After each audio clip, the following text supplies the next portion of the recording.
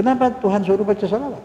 Tuhan tahu orang bakal heran, maka dibilang innallaha, bahwa Allah wa malaikatahu, dan malaikatnya bersalawat kepada Nabi. Allah bersalawat, malaikat bersalawat kepada Nabi. Apa artinya? Allah meletakkan sesuatu di situ. Juga malaikat yang naruhnya. Hai kalian, kalau mau apa-apa, salawat.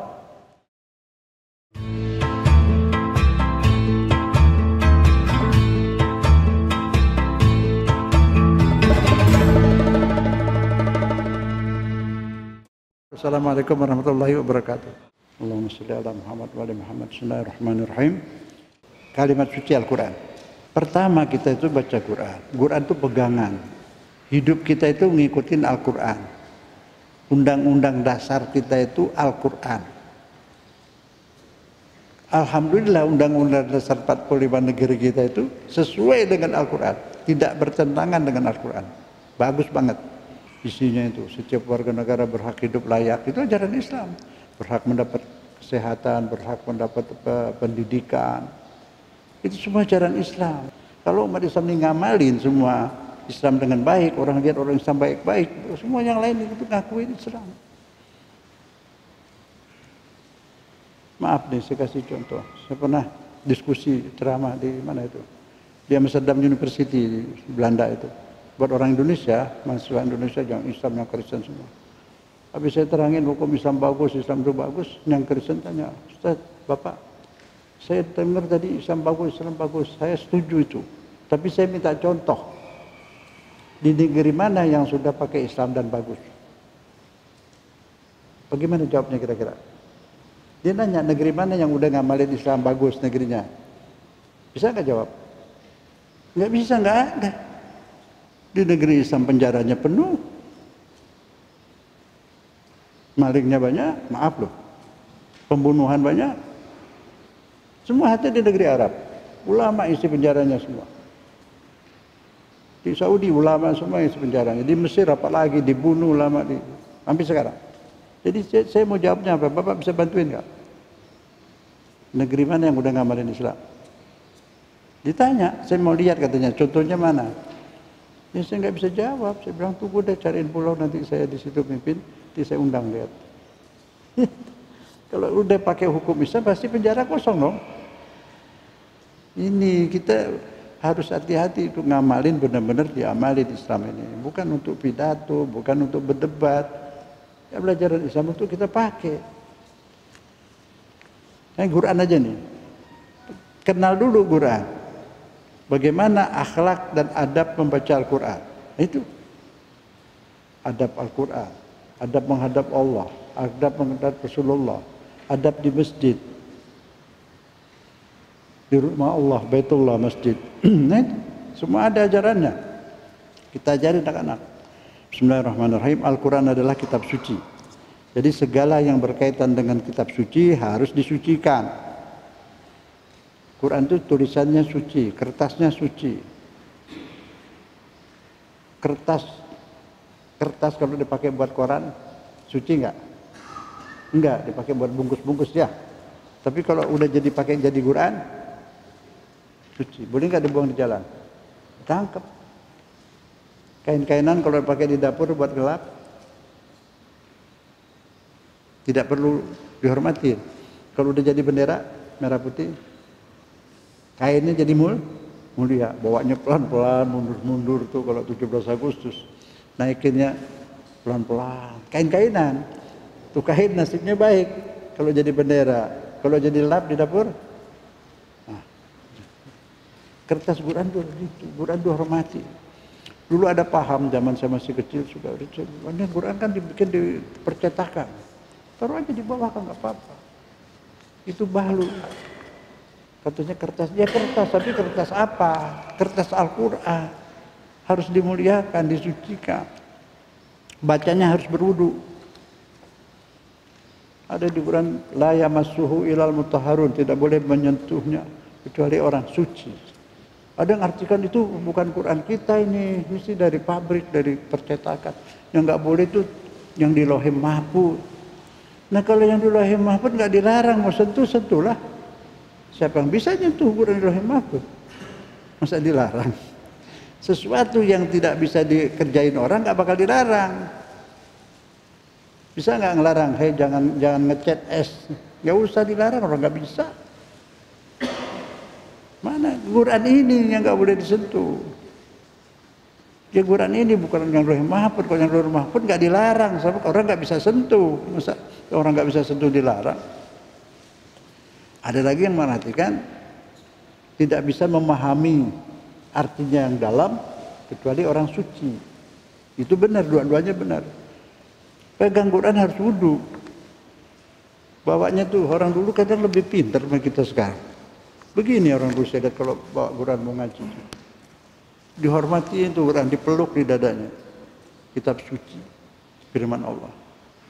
Anak-anak mau pergi ngaji, bawa Quran dijunjung di kepala. Itu benar. Harus dihormati. Kita nggak hormat nama Quran, maka mana jadi nggak bisa berkah. Quran itu pembawa berkah. Di halaman 3. Bismillahirrahmanirrahim.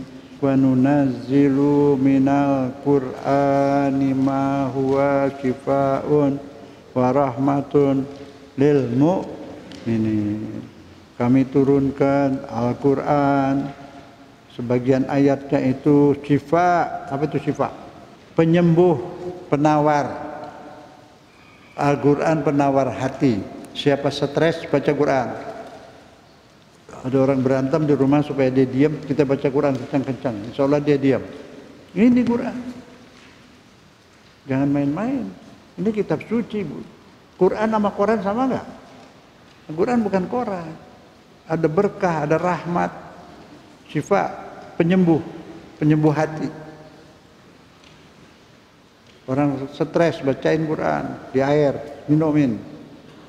Orang kena sihir, bacain Quran. An-Nas, Al-Falaq, Al-Baqarah, keluar jinnya kabur. Tapi uatnya beda, tergantung hati yang baca.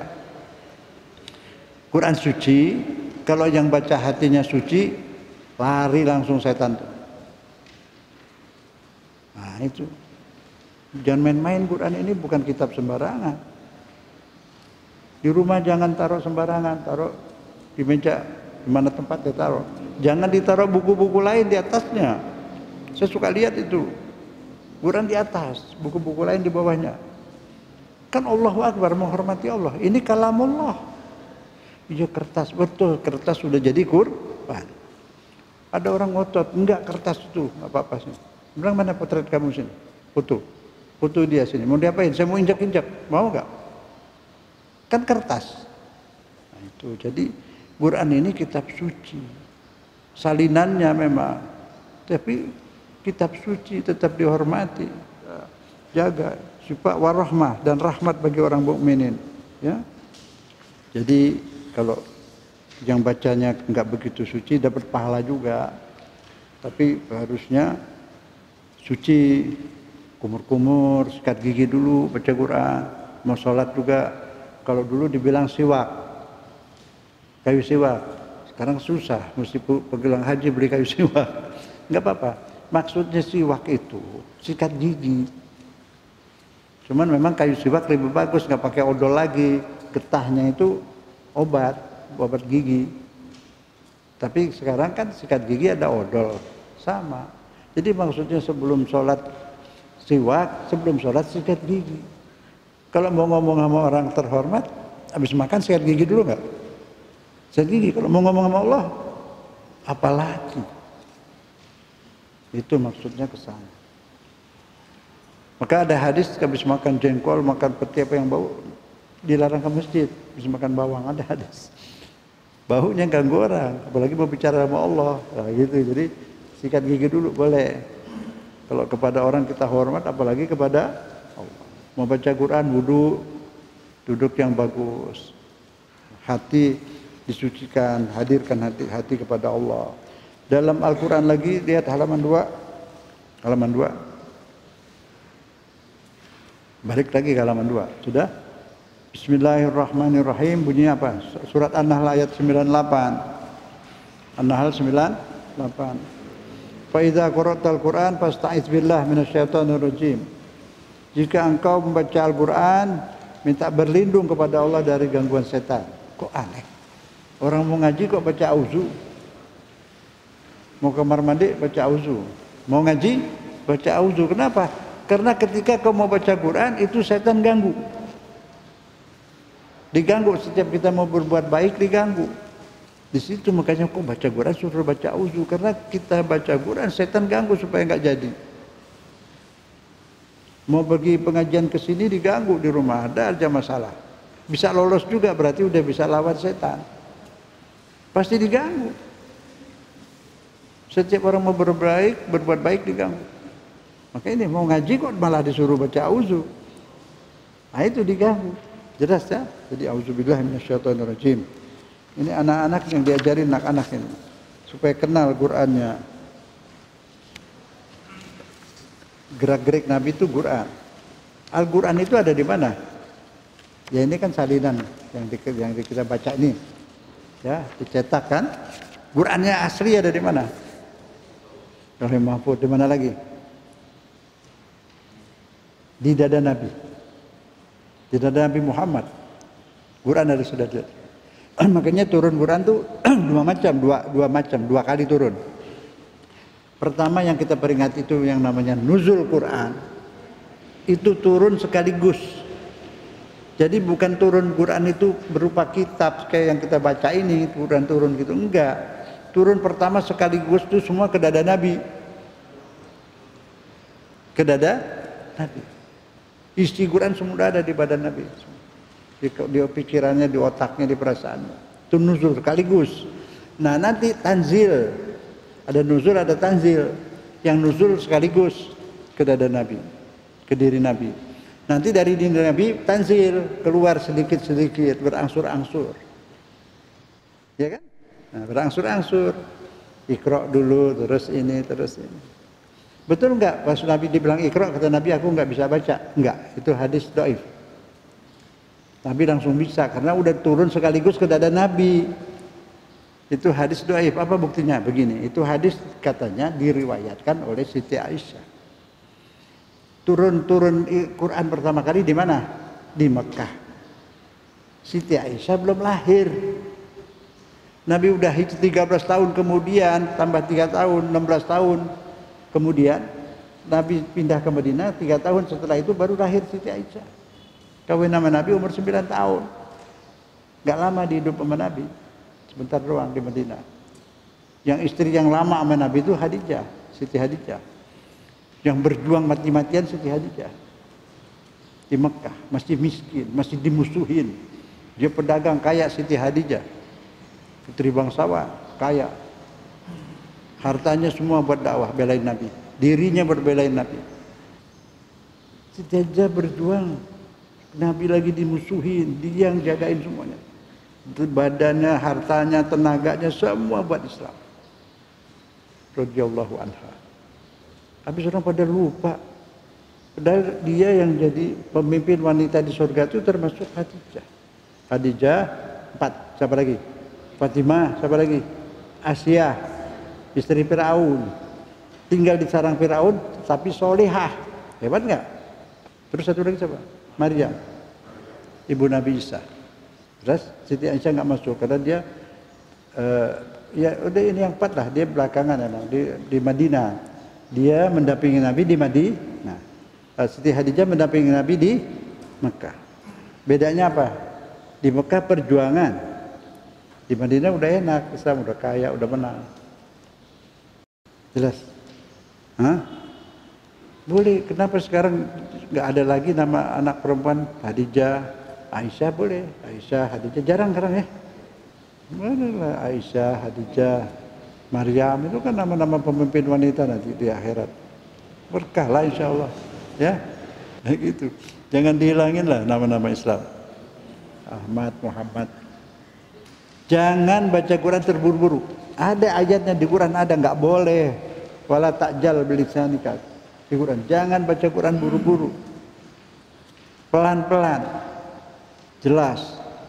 Tadabbur. Ini gimana ya? Apalagi sholat tarawih itu ngebut. Bismillahirrahmanirrahim. Katanya kalau nggak ngebut orang jamaahnya nggak mau ikut.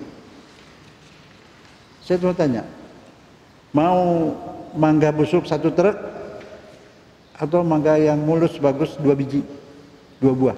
Pilih mana? Yang 1 truk apa yang 2? 1 truk busuk. Ibadah juga gitu. Banyak. Sudah surat tarawih 100 rakaat, tapi ngebut, busuk. Mendingan 2 rakaat aja yang benar. Diterima ke sana. Saya udah sampein. Itu tadi saya bilang udah biasa jadi susah. Di mana-mana saya ngomong gini malah saya disalahin. Kalau pendapat saya pribadi tolak. Ini saya nyampaikan Al-Qur'an. Nanti ada di situ di surat Al-Muzammil ada, ntar dulu. Ntar kita ke Muzammil. Warattilil Qur'an tartila. Ya ayyuhal muzammilu qumil laila illa qalila. Ntar kita bahas itu. Watartil Quran, warattilil Quran tartila. Baca Quran secara tartil. Hurufnya kesebut semua. Hurufnya kesebut semua. Pelan. Kalau ngebut hilang hurufnya. Bismillahirrahmanirrahim. Itu banyak yang lompat. Nah, jadi harus tenang, pelan-pelan. Lihat halaman 9. Bismillahirrahmanirrahim. Afala yatadabbarunal Qur'an am ala qulubin aqfaluha. Lihat, afala yatadabbarunal Qur'an. Apakah mereka membaca Quran tidak pakai tadabbur? Apa itu tadabbur? Bisa 2. Di gunung sana mungkin ada kakek-kakek atau nenek buta huruf, nggak tahu apa-apa, apalagi arti Quran nggak tahu dia. Tapi dia bacanya tuh sambil ingat Allah. Dia ingat Allah. Dia baca Quran, dia nggak ngerti, dia khusyuk, merah matanya, netes air matanya. Kenapa dia baca tadabbur? Tadabbur itu menghayati, nggak ngelamun, bacanya pelan-pelan. Itu Quran kitab suci, ada rahmat, ada barokah. Nanti ada ayatnya, barokah Quran itu barokah. Barokahnya itu mana? Kalau kita bacanya khusyuk, tenang, ada barokah. Benar, hati itu jadi tenang, hati itu jadi indah, tambah khusyuk, tambah ingat sama Allah, tambah cinta pada Allah. Baca Quran, baca firman-Nya, hati jadi bersih, hati jadi tenang, tambah soleh solihah. Itu sayang kalau baca Quran itu buru-buru. Itu syifa, obat hati, obat hati. Jangan asal baca, nyari pahala. Entar mau dikasih pahala, mau enggak entar lah. Cinta sama Allah, kangen sama Allah, baca Quran. Cara dengan Allah. Itu kita belajar apa-apa itu dikupas. Makan pisang enggak dikupas enak enggak? Makan kulit-kulitnya. Kalau dikupas, belajar Islam juga dikupas jadi paham. Oh, ini Quran begini, cara bacanya begitu. Pahami. Cinta sama Quran ini firman Allah. Luar biasa itu. Kalau kita lagi baca Quran dengan khusyuk kayak gitu, kita bersama Allah. Masa bodoh mau ada bom meledak, mau ada apa, nggak ada, udah lupa, nggak ada urusan. Senang aja hati. Baca Quran. Senang hati. Baca dengan khusyuk, nggak bisa marah lagi, jadi orang baik. Hilang itu darah tingginya, lepas. Quran. Syifa, tadi ayatnya syifa, obat hati. Yang suka marah-marah, hilang marahnya. Lihat. Nah, tadabbur kedua, bagi yang mau ngerti, dia baca Quran sambil lihat maknanya. Baca berapa ayat, kan ada terjemahan. Boleh baca, tapi jangan berfatwa. Karena itu ada baru terjemah. Boleh sekedar buat tahu. Kalau kurang jelas tanya sama Ustadz. Sebab kalimat tuh terjemahan doang itu. Saya kasih contoh. Terjemah itu Yasin. Terjemahnya apa? Di sebelahnya Yasin lagi. Yasin. Wal Qur'anil Hakim, ini Quran yang bijaksana. Innaka laminal mursalin. Engkau adalah seorang Rasul. Kalau kita lihat Yasin, ini Quran bijaksana. Engkau seorang Rasul. Jadi tidak ada Rasul lagi namanya Yasin. Kan gitu pahamnya. Makanya saya bikin Yasin wahai Muhammad. Yasin itu nama Nabi Muhammad. Jadi mestinya pahamnya wahai Muhammad. Ini Quran yang bijaksana. Engkau adalah seorang Rasul, nyambung nggak? Kalau engkau seorang Rasul, tapi ke Muhammad nyambung. Kalau ke Yasin orang awam nggak tahu, dipikir ada lagi Nabi namanya Yasin. Jadi salah paham. Ada di Quran, jangan sholat kalau lagi mabuk. Berarti habis sholat boleh mabuk. Nah, itu ayat mengharamkan khamr itu 4 tahapan, pelan-pelan. Pertama dilarang sebagian waktu, mau sholat jangan mabuk lah, ntar gak tahu ngomongnya ngaco gitu kan. Habis sholat pada minum. Memang dilarang sebagian, nanti baru turun ayat lagi yang keempat, haram habis, tak boleh sama sekali, begitu. Jadi ada kaitan ayat dengan ayat. Jadi baca terjemah boleh, tapi jangan berfatwa. Atau di Malang kan dia berfatwa, jangan kau sholat di waktu kau mabuk sehingga kau mengerti apa yang kau baca. Kalau dia bilang, oh jadi mesti ngerti apa yang kita baca. Udah kita besok sholat pakai bahasa Jawa aja. Dari situ dia ambil.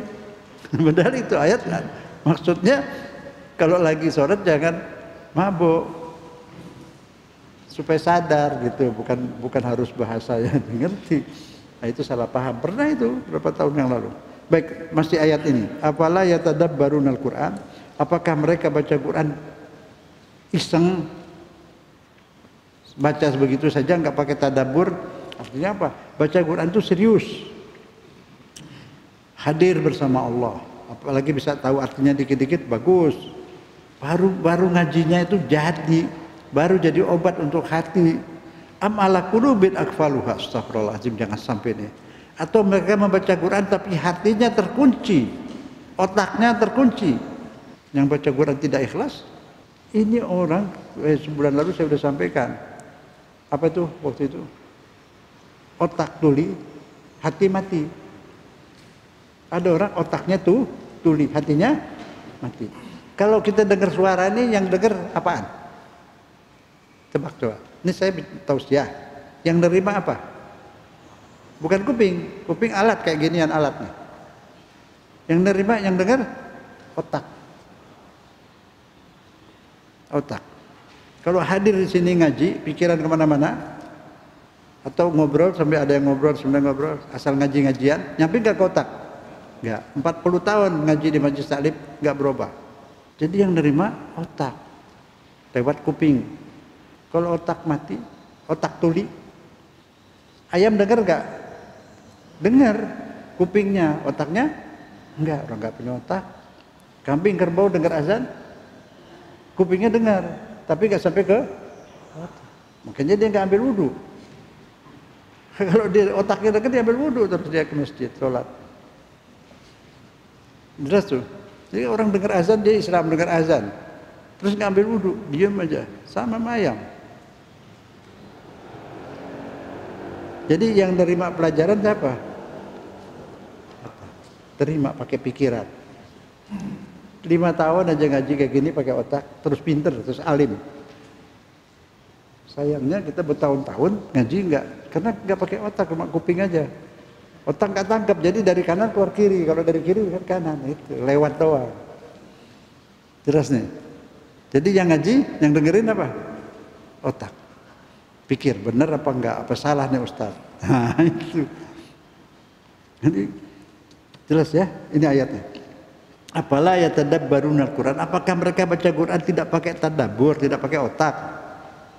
Am ala qulubin akfaluha, atau otaknya terkunci, otaknya digembok, udah nggak bisa nerima kebenaran. Kasih contoh boleh contoh nih. Saya pernah lihat lawak itu bolot, tahu nggak? Nah itu bolot, otaknya cerita itu bohongan kan, sandiwara kan, lawak. Namanya juga lawak. Dia otaknya cuma yang ada di otaknya nih dalam sandiwaranya, bukan sebenarnya. Insya Allah dia orang soleh. Duit sama perempuan. Jadi kalau bukan duit, bukan perempuan, nggak kedengeran ke otak. Makanya sambil bilang tuh, ibu kasih tahu suruh orang perempuan yang ngomongin kan. Nah orang perempuan yang ngomong denger. Kalau orang cerita duit denger. Itu contoh sebenarnya. Itu dia drama ya, sandiwara. Orang juga begitu. Kalau dia otaknya nggak ada Allah, nggak cinta Allah, dengar ceramah sampai kapanpun nggak masuk ke otak, nggak masuk ke pikiran. Apalagi dia udah benci, ini ustadznya mazhabnya lain, udah dikunci, nggak menerima biar benar juga. Orang fanatik, terikat sama partai, nggak mau nerima yang benar. Saya mau belak-belakan aja. Tapi ada yang baik. Orang Islam itu bisa bilang dari NU Muhammadiyah itu baik. Dulu kan nggak akur berdua tuh soal tahlil, soal maulud, soal apa. Tapi selama-lama itu orang Muhammadiyah dan mauludnya udah benar. Dia bikin maulud yang benar, nggak maki sana, nggak maki sini. Dia ikutin sholat sunnah semua ikut. Dia ambil apa yang baik. NU juga begitu. Dulu ngamuk kalau orang mau buang beduk di masjid. Gak mau bagolok dia orang NU. Bilang, iya buat apa lagi itu beduk aja biar gak ada mik kok. Dulu berantem, perang. Tapi lama-lama karena otaknya bersih, dua-duanya nerima. Sekarang damai, gak ada masalah. Tapi kalau orang yang otak udah dikunci, ngotot. Kayak ISIS itu, udah gak bisa nerima kebenaran. Dia bunuh orang, dia bilang sah. Saya di Mekah, di Madinah, Ustaz tadi ziarah kubur Nabi. Enggak, ziarah Nabi. Itu ke Bogor kemana? Ziarah bapak saya. Ziarah kuburan? Enggak, ziarah bapak saya di kuburnya. Iya kan? Masa diziarahin kuburannya enggak? Ya enggak. Mau ngapain ziarahin tanah? Kita ziarahin bapak kita di kubur. Nah kalau dia di kubur situ hidup enggak? Hidup. Quran jamin hidup. Yang mati itu badan. Tapi ada di situ enggak? Di situ tapi dimensinya lain. Ya Allah susah ngasih gambaran. Di langit ini bukannya kosong, ada negeri. Negerinya jin. Ada gedung-gedung, ada senjata, ada panser.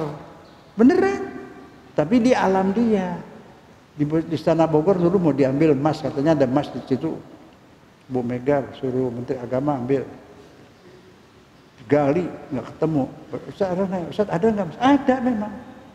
Ada emas di situ. Jin apa itu dukun teropong ada. Tapi emasnya jin.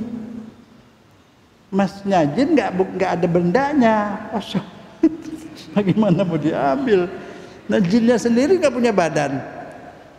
Masa jin pakai emas yang kayak orang? Ada emas terbang dong. Gitu mesti dipahami. Jin punya sendok nggak? Punya, nggak kelihatan. Ada gedung ada di atas.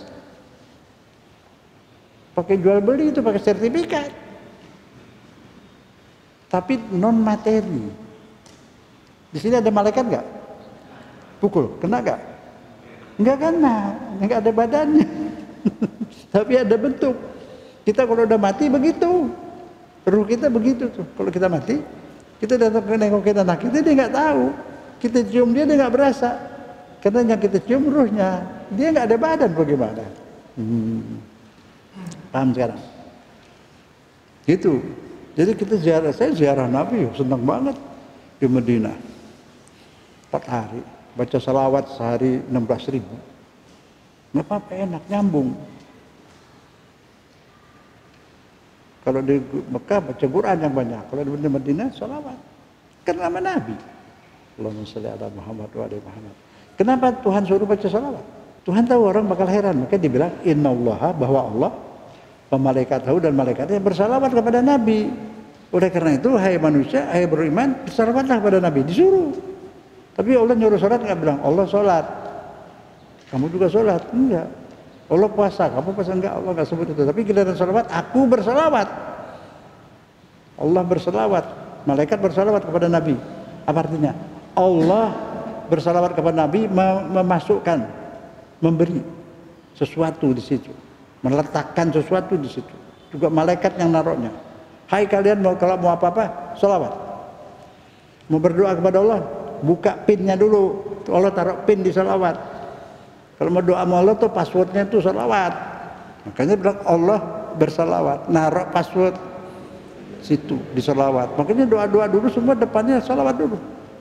Akhirnya salawat lagi, wassallallahu ala Muhammad wa ali Muhammad walhamdulillahirabbil alamin. Itu. Kalau enggak, Tuhan suruh baca salawat buat apa? Masa Tuhan suruh salawat nggak ada papanya? Banyak di situ salawat, ada barokah, ada nur, ada rahmat, banyak. Kok lagi kosong mau zikir, habis zikir salawat banyakin. Salawat banyakin. Tuhan suruh. Apa Pak Ustadz itu, apa itu maksudnya Tuhan suruh? Ya tanya Tuhan sana. Kalau Tuhan suruh udah aja nggak pakai apa, kenapa? Kalau Tuhan suruh mau apa, kenapa apa gitu? Ya enggak. Kalau Tuhan suruh pasti baik, pasti berguna. Kalau enggak buat apa disuruh? Jangan ikut Wahabi baca salawat aja nggak mau. Harus kita bilang ini disuruh di Quran, cukup sekali seumur hidup, gitu bilang. Karena memang dia dari awalnya benci sama Nabi, dari Abu Sufyan, benci sama keluarga Nabi, nggak mau dia salawat. Padahal dia selalu salawat di salawat ada nggak salawat? Kita tahiyat, bacanya apa? Allahumma sholli ala Muhammad terus wa ali. Ada nggak wasahbihi? Nggak ada. Wasahbihi tambahan, boleh. Tapi aslinya wa alihi, keluarga Nabi wajib mencintai keluarga Nabi itu. Keluarga Nabi dulu baru sahabat. Tapi dia nggak sahabat dulu, keluarga Nabi nggak disebut aja nggak. Padahal Allahumma sholli ala Muhammad wa ali. Ada itu saya di mana ya, di Purwokerto. Bisa ceramah, nggak ada masalah, itu orang iseng kali. Ustaz, kenapa itu Husain? Stop. Maksudnya Sayyidina Husain cucu Nabi pergi Karbala, dibunuh sama Yazid. Salah dia.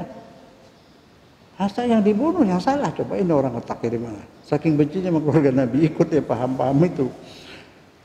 Saya bilang bapak ini bicara seperti ini pasti tidak sengaja. Bapak tidak sengaja. Sebab saya tahu bapak ini orang baik. Bapak juga cinta sama keluarga Nabi. Mana? Bapak kalau tahiyat baca apa? Salawatnya gimana? Allahumma sholli ala Muhammad wa ali Muhammad. Ali Muhammad siapa? Keluarga Nabi. Sayyidina Husain masuk gak? Masuk. Tuh kan bapak setiap sholat salawat sama Nabi dan Sayyidina Husain. Tadi bapak bilang Sayyidina Husain salah. Gimana itu? Iya ya. Makanya dihayati. Baca salawat itu apa? Wa ali Muhammad kama sholaita ala Ibrahim wa ali Ibrahim. Sambung hati kita ke Nabi Muhammad. Kayak rantai gitu. Enak kan? Itu yang disebut tali Allah, hablum minallah.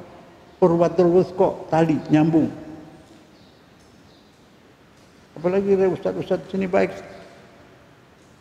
Ustaz Husain, Ustaz Ali, Ustaz Hamzah, banyak lagi. Ustaz Husain, rantai nyambung. Terus Ustaz Husain itu abahnya orang alim, kakeknya orang alim, hafal Quran. Nyambung ke dia terus ke ayahnya, ke Nabi. Begitu arti Allahumma sholli ala Muhammad wa ali Muhammad. Ya, afala yatadabbaruna al-Quran. Begini deh. Sekarang waktunya kita kembali baca Quran, tadabbur, cintai Quran. Lihat artinya juga boleh supaya tambah khusyuk. Enak. Nanti kalau nggak jelas tanya ustaz. Kembali deh Quran. Nggak ada yang bisa pilihan lain lagi. Kita hidup pegangan kita apa? Al-Quran. Dan Nabi wasiat di akhir zaman banyak fitnah. Alaikum bil Quran. Pegang Quran. Udu bin nawajis. Gigit dengan taringmu. Masa usah digigit, maksudnya apa? Pegang teguh. Yang naik mobil taruh di mobil tuh Quran. Ada waktu kosong ngaji. Taruh di rumah di mana waktu kosong ngaji. Udah nggak ada duanya kalau mau selamat itulah sudah. Quran, baca salawat. Amalan lagi yang paling bagus berapa kali sudah sampaikan? Sholat malam. Ini tadi subuh udah kemari kan. Kalau bangun jam 2, setengah 3 dapat berapa rakaat? Tahajud ya. Ini surat halaman 5. Kayaknya udah pernah, nggak apa diulang. Yang baik diulang nggak apa-apa. Halaman 5 udah ketemu. Bismillahirrahmanirrahim. Ya ayyuhal muzammil, wahai orang yang sedang berselimut. Ini memang ditujuin ke Nabi, tapi maksudnya ke umat Islam. Jangan bilang ini buat Nabi. Kita nggak salah itu.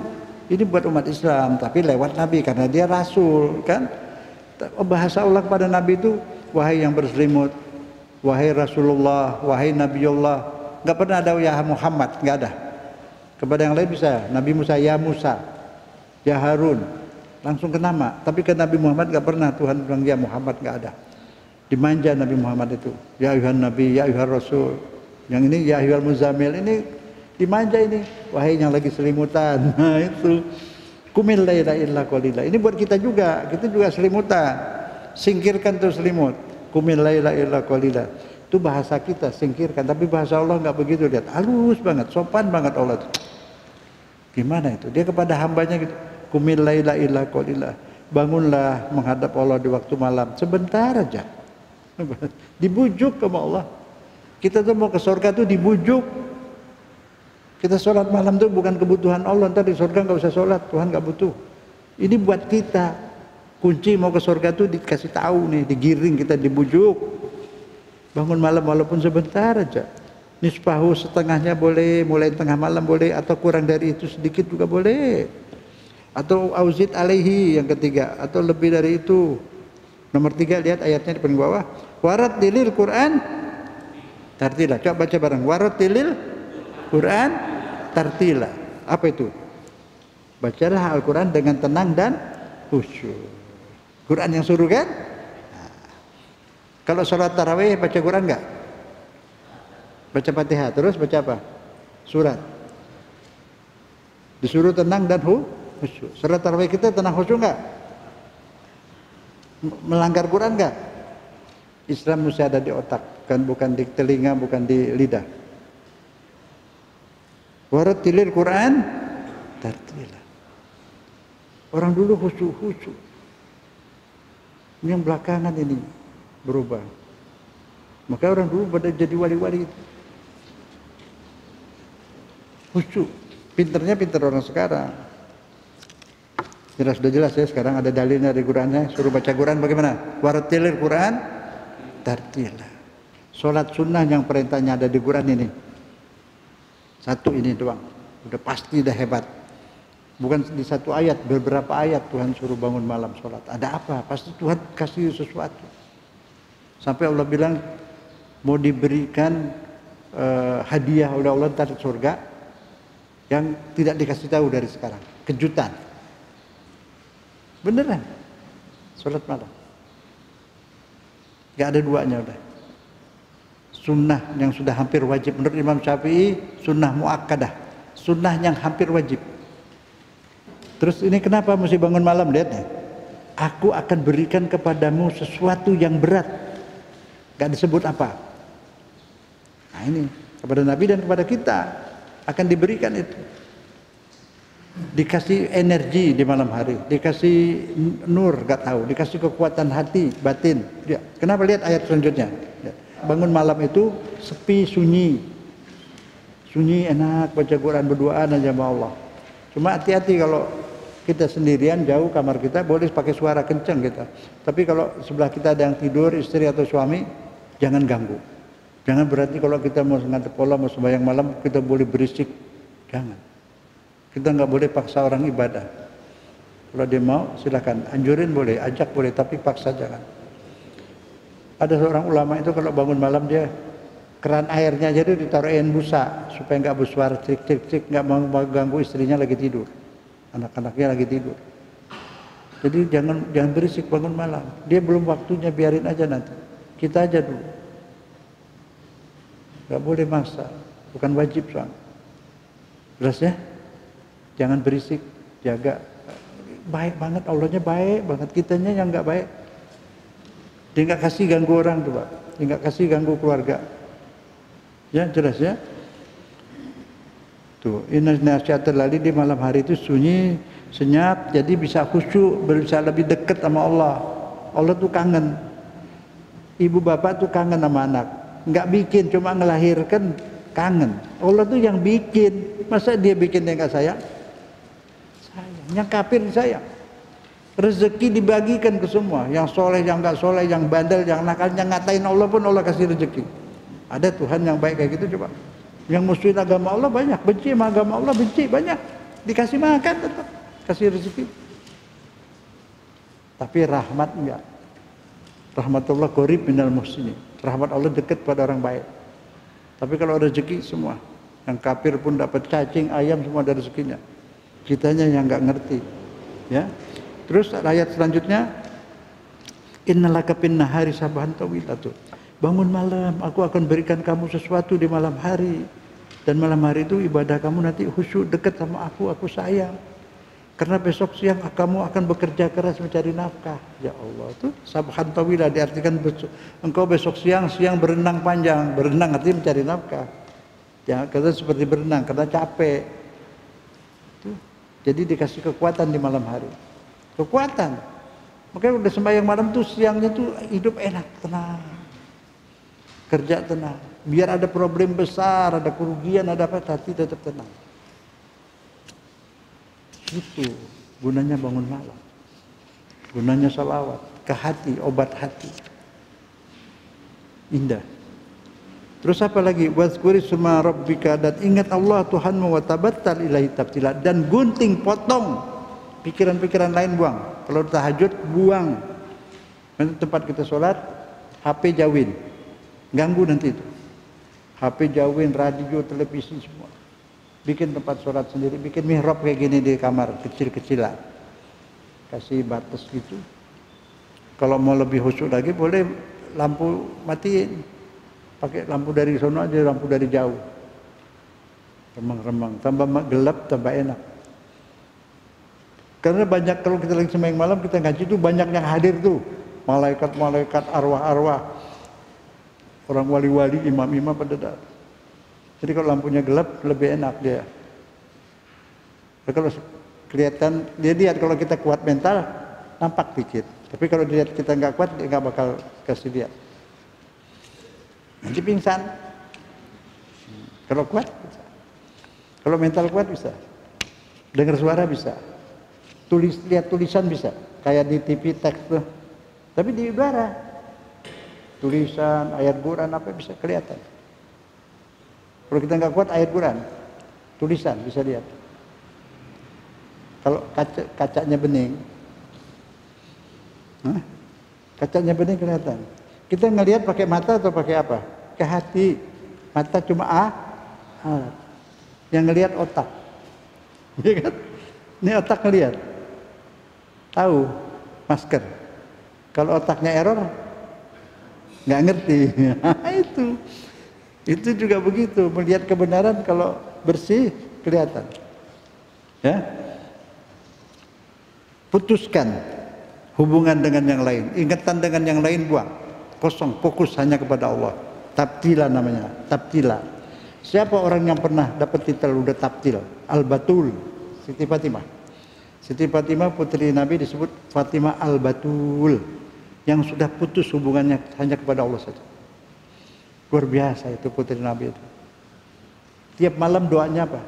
Itu yang kalau kita ziarah kubur Nabi itu, di kubur ziarah Nabi, itu di situ ada kayak balai-balai itu tempat ibadah salat malamnya Siti Fatimah itu. Berdoanya nggak ada lain, muslimin muslimat, mukminin mukminat, ya Allah ampunin mukminin mukminat. Begitu aja tiap malam. Sayang banget dia ke umat Islam. Ya. Banyak tentang dia itu nggak diceritain. Dia puasa 3 hari nggak makan, mau buka puasa ada orang miskin kasih, hari kedua mau buka puasa ada anak yatim kasih, sampai hari ketiga. Itu Siti Fatimah sekeluarga Mesin Ali Hasan Hussein di Quran, bukan dongeng, di Quran. Surat Al-Insan lihat. Sampai dapat titel Al-Abrar dari Allah. Malaikat Jibril turun. Muhammad, di mana keluargamu? Dan lihat sudah lagi sujud rubuh karena 3 hari nggak makan. Anak Husain begitu, Hasan begitu. Terus turun ayat, innal abrara lafi na'im wa yut'imuna ta'ama la hubbihi. Dia memberi makan karena ridho hatinya dengan suka hati. Dia beri makan yut'imuna ta'ama la hubbihi miskinan, hari miskin hari pertama, wa yatiman anak yatim hari kedua, wa asiran tawanan perang. Di surat Al-Insan itu. Kita ini udah ketularan pelajaran Wahabi, nggak senang sama keluarga Nabi. Di DEP ini nggak pernah diceritain. Nanti saya ada diktatnya, nanti saya bawa insya Allah Ustaz kali ingetin ya. Kasih anak-anak supaya tahu. Begitu keluarga Nabi baiknya itu. Ntar kalau ditanya anak kita, siapa orang yang paling baik di dunia ini? Pasti jawabnya Ibu Teresa. Ibu Teresa ngasih makan di India itu. Karena beritanya banyak.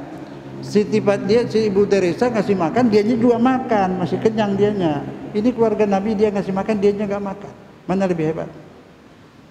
Anak Islam tahu nggak? Nah, itu salahnya. Akhirnya Islam yang jelek doang yang kelihatan. Surat Al-Insan itu. Emang juga umat Islamnya salah. Kalau kita nyebut keluarga Nabi, no, itu Syiah aja. Gitu.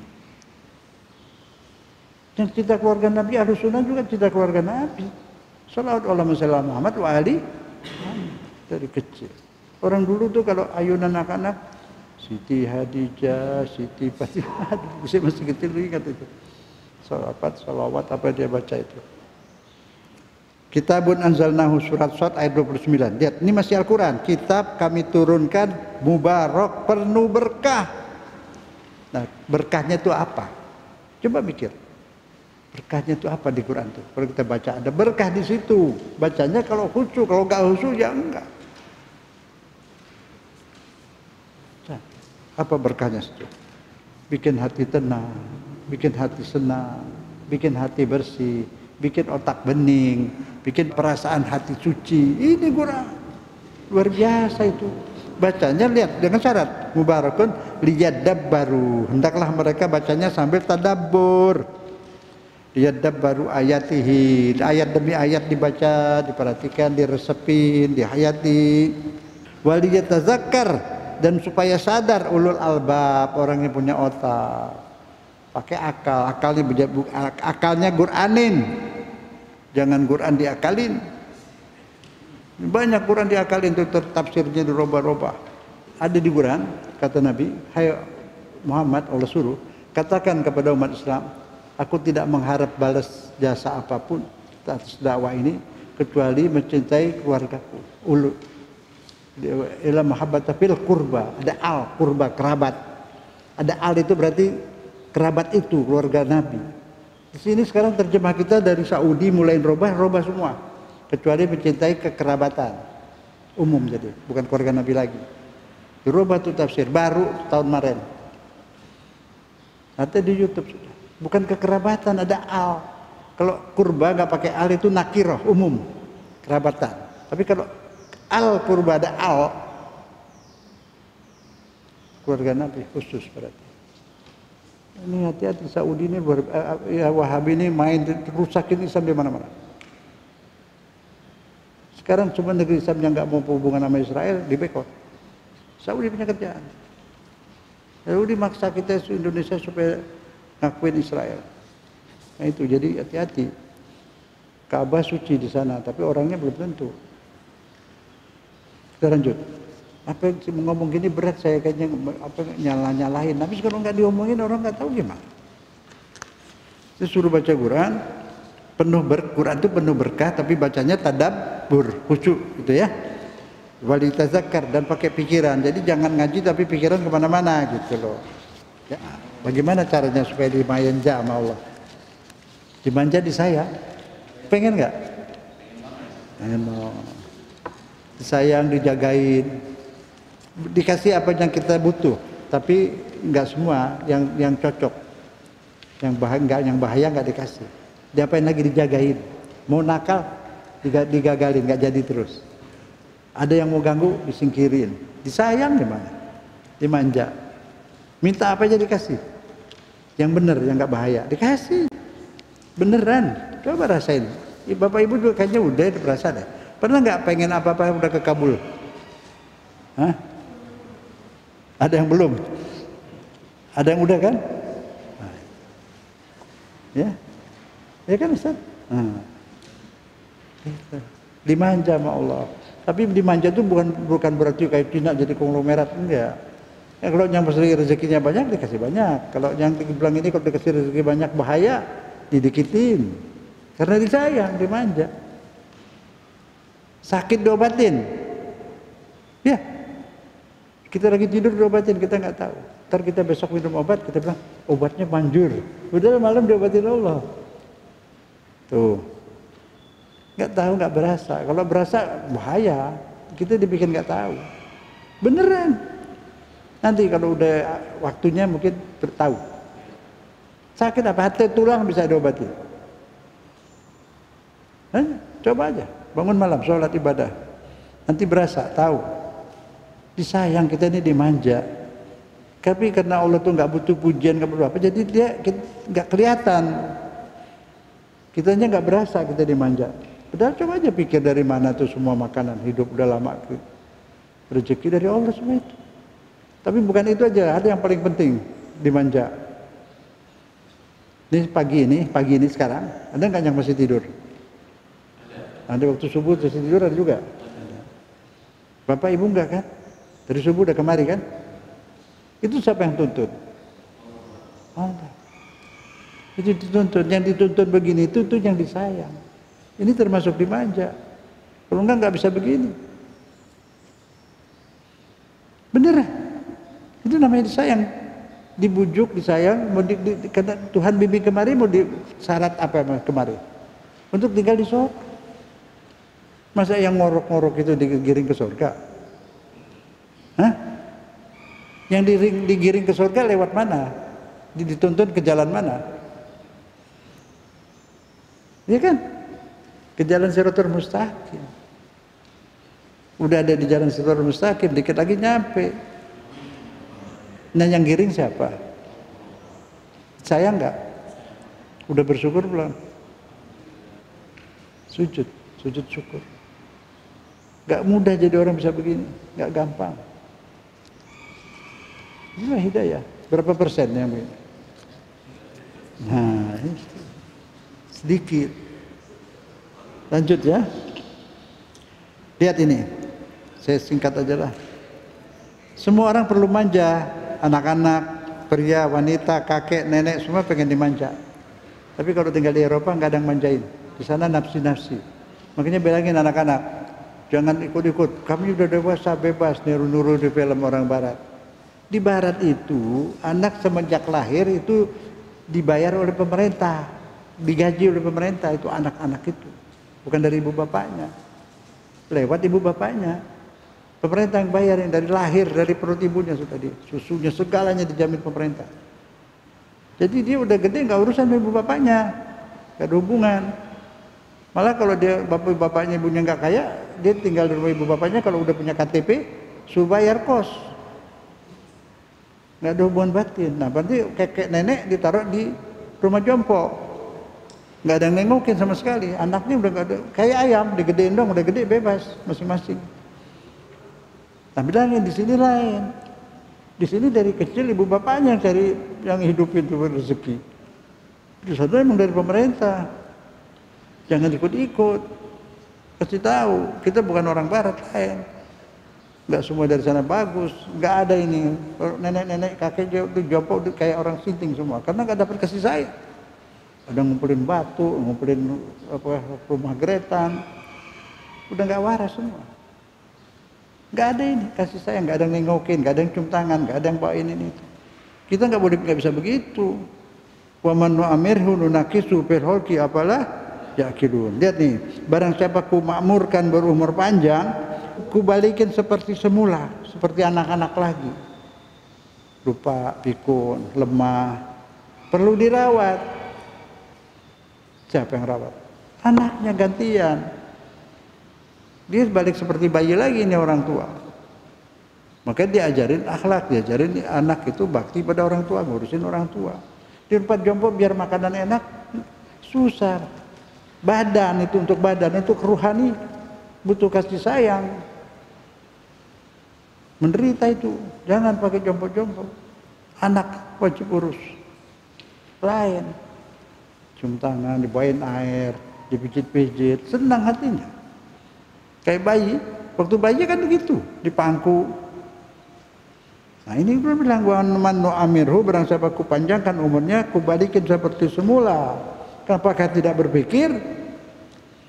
Berarti kita persiapkan, didik anak baik-baik. Itu. Baik, kalau mau dimanjakan Allah, ya, pengen dimanjakan Allah, kita butuh kasih sayang Allah lah terutama. Syaratnya ini sikat aja di halaman 2. Ya, satu apa? Bersih. Berzikir. Halaman 2 lihat. Di bawah. Berzikir. Nanti ini baca di sana, ini singkat sajalah.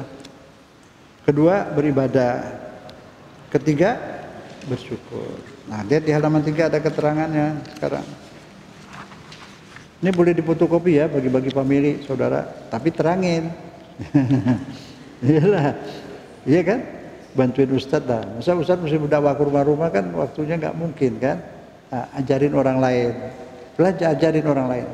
Terangin. Zikir artinya pikiran dan perasaan selalu terhubung ke hadirat Allah. Jadi bukan bibir doang. Sekarang gini, Bapak tadi Ibu udah sadar. Datang ke sini semua bimbingan Allah. Nah sekarang kalau pikiran kita bilang, aduh Allah baik banget, saya dimanjain banget. Terus bersyukur, mengucap Alhamdulillah. Nah ucapan Alhamdulillah keluar dari mana? Dari pikiran dan jadi yang bersyukur lidah apa pikiran?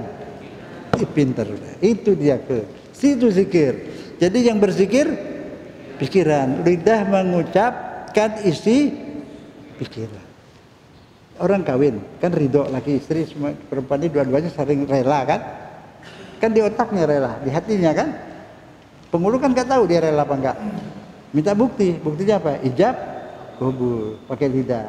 Jadi yang ridho lidah apa hati? Yang zikir hati, yang sholat, yang ngaji, itu baru masuk Islam dan iman. Itu tambahan bukan masuk dari juga udah masuk tambah mantap, tambah mantap. Jelas ya? Itu zikir. Pikiran dan perasaan selalu terhubung ke hadirat Allah. Biar nggak pakai ucapan juga bisa, dia ingat Allah. Itu udah zikir. Tapi kalau lagi ingat Allah, aduh banyak salah, Allah baik sama saya banyak salah. Baru keluar dari lidah apa? Astagfirullah. Jadi jangan istighfar lidah atau perasaan? Perasaan dan pikiran. Gitu. Nah lihat nih buktinya. Ada dalil, ini bukan dari saya, semua saya ambil dari Quran. Al-Baqarah 152. Bismillahirrahmanirrahim. Fazkuruni azkurkum. Oh, apa itu artinya, Bapak? Apa artinya? Ingat kepadaku, aku akan ingat padamu. Diingat. Kalau diingat sama presiden gimana? Kenal sama presiden, presidennya kangen ingat kita terus. Dikirimin apa tahu kali ya? Nah, gak butuh kita. Kalau Allah ingat sama kita gimana? Allah ingat sama kita. Disayang, dimanja. Ingat berarti kan dia rindu. Kalau nggak rindu nggak ingat dong. Kalau Allah rindu, kalau Allah ingat berarti Allah rindu sama kita. Kalau dia rindu berarti kita disayang. Syaratnya apa? Uzkur, fazkuruni, ingat dulu. Kita dulu ingat kepada Allah, jangan lupa. Itu zikir artinya ingat sama Allah. Kalau makan mangga, pikir dulu mangga, pikir dulu. Dari mana tuh? Dari pohon. Pohonnya di mana entah ya. Bikinnya gimana tuh pohon mangga, bikin mangganya gimana? Bahan-bahannya apa? Enggak keluar dari bijinya dulu. Bijinya udah mati, kering kerontang, udah dikuburin. Masa bijinya bisa bikin mangga? Ya kan, itu aja satu mikir. Supaya nggak diuletin, nggak segala macam, dibungkus pakai kulit. Ada yang lebih lagi. Pernah doyan duren. Bukanya susah ya pakai duri ya. Kalau nggak pakai duri, hewan. Nggak kebagian manusia, bajing, burung. Allah sayang sama manusia dimanja, dikasih duri supaya binatang nggak habisin. Waktu makan durian ingat ke situ nggak? Kepikir nggak? Nah, nggak zikir berarti. Nah, kalau zikir kepikir ke situ, ya Allah, makasih banget. Tumbuhnya di mana nih buah durian? Engkau lindungin, kasih duri supaya aku bisa makan. Sekarang sampai di hadapanku. Makasih ya Allah, alhamdulillah. Gitu. Nah, itu bersyukurnya dari pikiran dan perasaan. Lidah mengucapkan isi pikiran. Ijab kabul pengantin, qabiltu zuwajuha. Saya terima ridho kan? Pakai lidah. Tapi ridhonya di hati, pikiran dan perasaan. Itu manusia begitu. Yang nggak pakai pikiran perasaan siapa? Orang-orang mana? Yang digerogol. Nah, itu. Kalau kita waras harus pakai pikiran perasaan. Waskuruli, dan bersyukurlah kepadaku, wala takfurun, jangan kafir. Arti kafir itu orang nggak bersyukur. Orang kafir itu nggak bersyukur. Yang kasih rezeki Allah. Dia terima kasihnya ke patung Buddha. Patung Buddha itu Tuhan bukan? Bukan, dinamain Tuhan sifatnya. Tapi dia batu. Batu. Buddha nama. Bukan Buddha juga bukan. Masa Buddha batu? Buddha itu anak raja. Orang, bukan batu. Nah itu yang disembah apa? Batu. Iya kan? Nggak jalan, nggak apa. Nah begitu, jadi bersyukurlah kepadaku, jangan kufur. Kufur itu apa? Bersyukur kepada yang lain. Orang tabrak mobil, nggak mati, luka, datang ambulan, bawa ke rumah sakit, terus keluar sembuh. Benar sembuh? Sembuh, ambulan cepat datang, rumah sakitnya bagus, obatnya paten. Nggak nyebut Allah. Benar waktu ketabrak, ya Allah, ya Allah, ya Allah gitu. Waktu ketabrak, tapi udah sembuh. Alhamdulillah kepada ambulan. Nah, alhamdulillah. Itu. Fazkuruni azkurkum, itu syaratnya ya. Kalau mau dimanja Allah, sering ingat Allah. Lihat apa saja ingat Allah. Kalau ingat Allah pengen ketemu nggak? Hah? Rindu. Kalau pengen ketemu sama Allah kemana? Dulu. Baca Quran atau sholat. Engkau ingat, aku ingat. Engkau dekat, aku dekat. Engkau jauh. Nah, kalau jauh dari Allah mana bisa dimanja? Deketin Allah. Ya. Terus apa saja itu gunanya zikir? Ini dia. Ar-Ra'd ayat 28. Ala bizikrillah tatmainnul qulub. Ketahuilah. Mesti tahu bahwa zikir Allah, ingat Allah itu akan menenangkan hati. Menenangkan hati. Biar lagi apa aja. Ada ini, ada kerugian, ada malapetaka, terus ingat Allah. Ya Allah, bentar lagi pindah ke surga. Ya, tenanglah. Betul nggak? Pindah nggak kita? Pindah kan? Masih lama pada dekat? Dekat. Dijemput ke pindah kemana? Ke surga. Di alam kubur juga seperti surga kecil-kecilan, makan. Di alam barzah namanya, bukan alam kubur, makan, kumpul gini, kuburannya kecil tapi dimensinya saya tadi bilang lain. Alam besar, rumah gede, apalagi orang baik, rumahnya gede. Terus apa? Makan. Makanannya apa? Kecil, kayak cemilan-cemilan gitu. Tapi kalau udah makan itu, makanan dunia nggak mau lagi deh, nggak doyan dah. Udah enak, nih belum ke surga ini.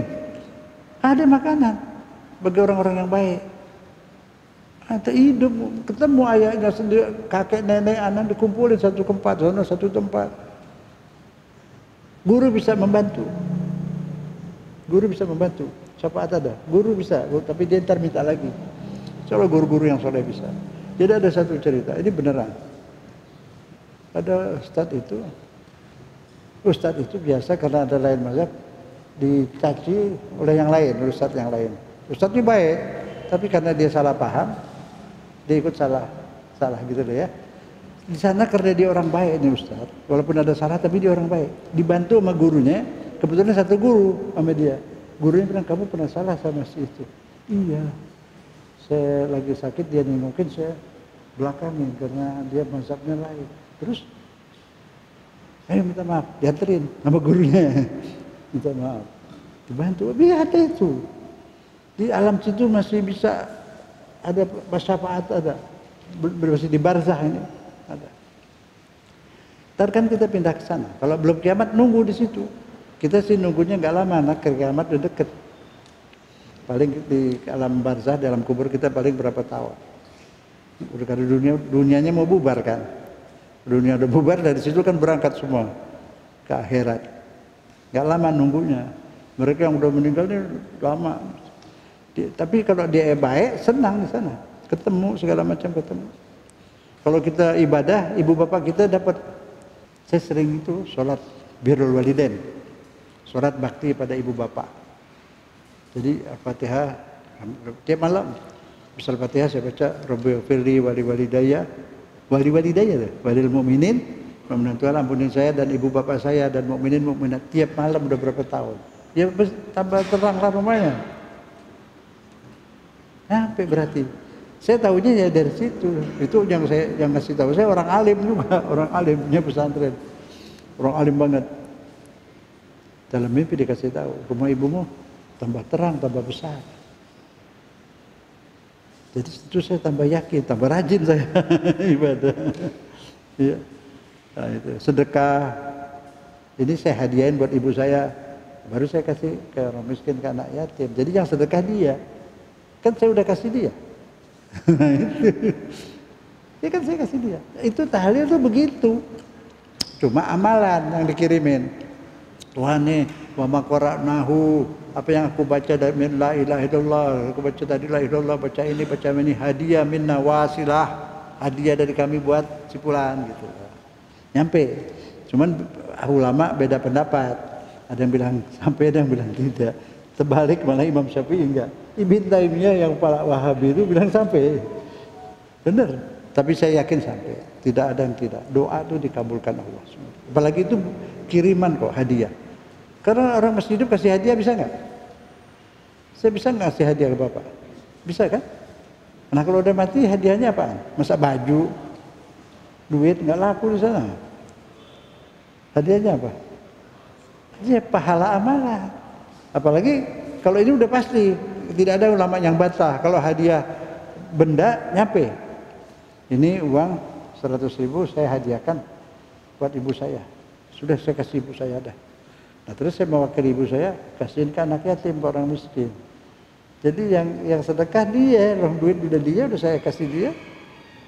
Nah, itu nyampe itu. Yang begitu malah sampai. Jelas ya? Jadi yang meninggal itu nunggu itu. Yang kedua ibadah. Zikir udah inget ya, zikir. Cara zikir udah tahu tadi kan? Pakai akal, pakai pikiran. Terus faedah zikir apa? Diingat Allah. Kalau diingat berarti sayang berarti Jadi syaratnya apa? Zikir. Akan saya tulis syaratnya zikir. Bukan kata saya, ada ayatnya. Fazkuruni azkurkum, tadi ingat padaku, aku akan ingat padamu. Nah, itu ya.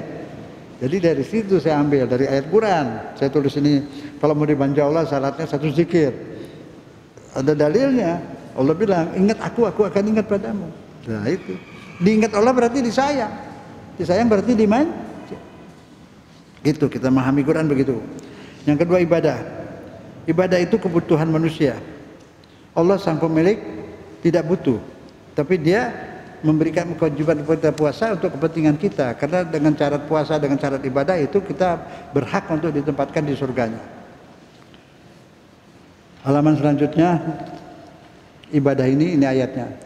Doa itu ibadah. Halaman selanjutnya halaman 6. Wa qala rabbukum ud'uni astajib lakum. Allah berfirman, mintalah padaku, berdoalah kepadaku, aku akan berikan apa yang kau minta.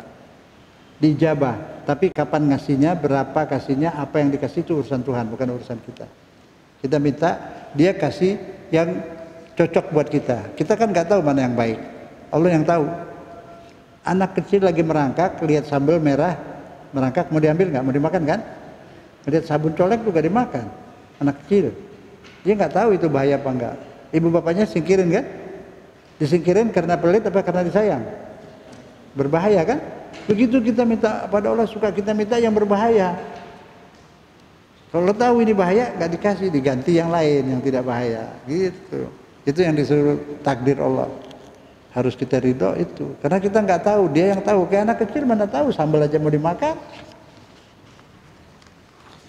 Nah ini sering saya sampaikan tuh di halaman 7. Kau berkeinginan, aku juga berkeinginan.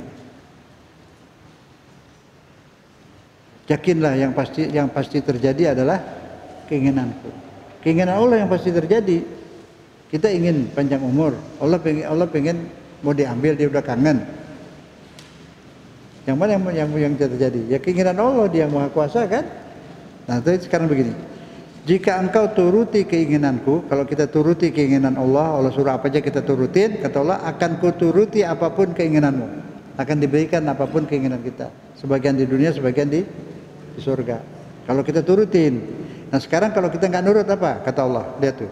Namun jika kau ingkari keinginanku, akan ku biarkan kau bersusah payah dalam mengejar keinginanmu itu. Artinya apa? Dibikin letih mengejar keinginannya. Yang gila pangkat ya.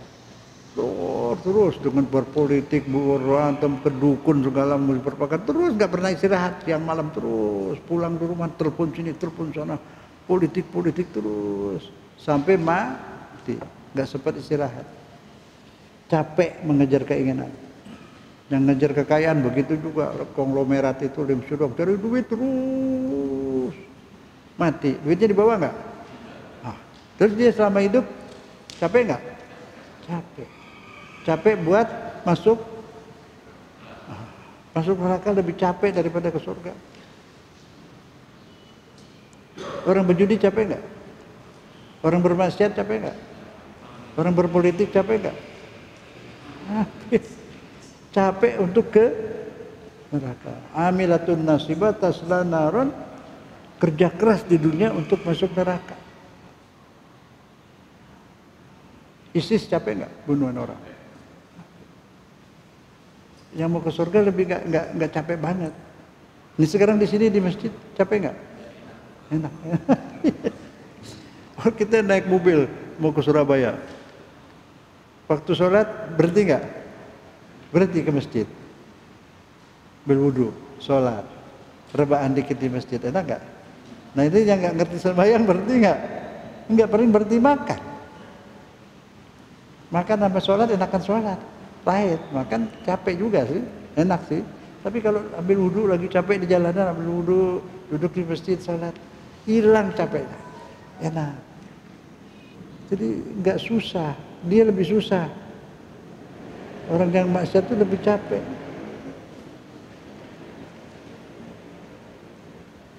Maka itu kata Allah, jika kau tidak turuti keinginanku, akan kuletihkan. Dia bikin letih, diulur mengejar keinginannya. Nggak pakai istirahat.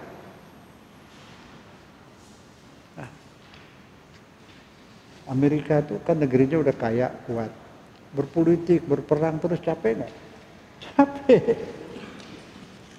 Semua pada capek. Tambah dia nggak beragama, tambah capek. Oh ini belum dibetulin ya, halaman 8. Allah maqta'ani. Belum dibetulin ayatnya. Di situ 4. Allah maqta'anni bimandunaka, ya Allah putuskan ketergantunganku kepada orang yang lebih rendah darimu. Putuskan ketergantunganku kepada yang lebih rendah. Jangan bergantung kepada benda. Jangan bergantung kepada orang, siapapun dia. Bergantung hanya kepada Allah. Kenapa? Karena orang lemah. Semua yang kita bergantung kepadanya, dia jatuh, kita rubuh. Bergantung kepada Allah, Allah ada selamanya. Itu maksudnya. Itu iman. Allah magto'ani, ya Allah putuskan ketergantunganku kepada selainmu. Ini sebenarnya hadis, tapi tidak ada di kitab. Ini mimpi Habib Alwi Al-Haddad. Itu ada orang wali di Bogor dulu, di Empang Bogor itu. Habib Alwi Al-Haddad namanya. Dia mimpi Nabi. Sama Nabi kasih doa ini. Jadi hadis lewat mimpi, turunnya di Bogor ini hadis. Belum lama. Habib Alwi itu dihormati banget oleh Presiden Soekarno itu. Nurut dia sama Soekarno, kalau lagi salah domelin. Tapi kalau Presiden mau ke rumahnya dia nggak mau, jangan. Sebab dia rumahnya depan alun-alun, di alun-alun itu banyak orang dagang. Bilang nanti kalau bapak datang orang dagang itu diusir, kasihan. Jadi gimana? Habib datang ke tempat saya, ke istana. Iya, tapi saya tidak masuk. Kita bincang di jalanan aja. Dia naik lokar, ada pintu gerbang istana tuh, di situ. Soekarno nungguin, keluar duluan nungguin. Bincang-bincang. Soekarno tuh hormat sama ulama itu, benar. Datang dia di mana kiai-kiai di mana datang. Di Kuitang tuh hadir dia sering. Orang baik sebenarnya. Orang baik. Allah maqta'anni at-ta'alluq. Nah, kurang lagi at-ta'alluqnya. Kedua kan udah di rusak lagi dia. Allah maqta'anni at-ta'alluq. Bergantung. Ta'alluq bimandunaka. Allah maqta'anni at-ta'alluq bimandunaka. Ya Allah, putuskan ketergantunganku kepada selain Engkau. Jangan bergantung kepada benda, jangan bergantung kepada siapapun, hanya kepada Allah. Itu tauhid. Itu arti la ilaha illallah. Bergantung ke dukun kah? Enggak. Yang kita butuhkan hanya Allah. Enggak boleh di hati kita ada ketergantungan kepada selain Allah. Allahus Samad. Allah tempat aku bergantung. Allah saja yang kubutuhkan. Yang lain boleh minta tolong sekedarnya, hakikatnya minta tolong kepada Allah. Gitu loh. Minta tolong polisi boleh, tapi itu sekedar ikhtiar. Minta tolongnya hati kepada Allah. Ke dokter juga boleh, tapi hakikat di hati kepada, minta sembuh kepada Allah. Tidak boleh bergantung kepada selain Allah. Semoga jelas. Ketergantungan ekonomi kayak apa? Ingat Allah. Kepada Allah. Ikhtiar ke manusia boleh. Minta tolong boleh, tapi hati dia dalam hati kepada Allah. Ya Allah, gerakan hati orang itu. Nah, itu boleh. Tetap ya Allah, tetap ya Allah, tetap ke Allah. Putuskan ketergantunganku kepada selain. Jelas ya? Insyaallah bermanfaat. Wassalamualaikum warahmatullahi wabarakatuh.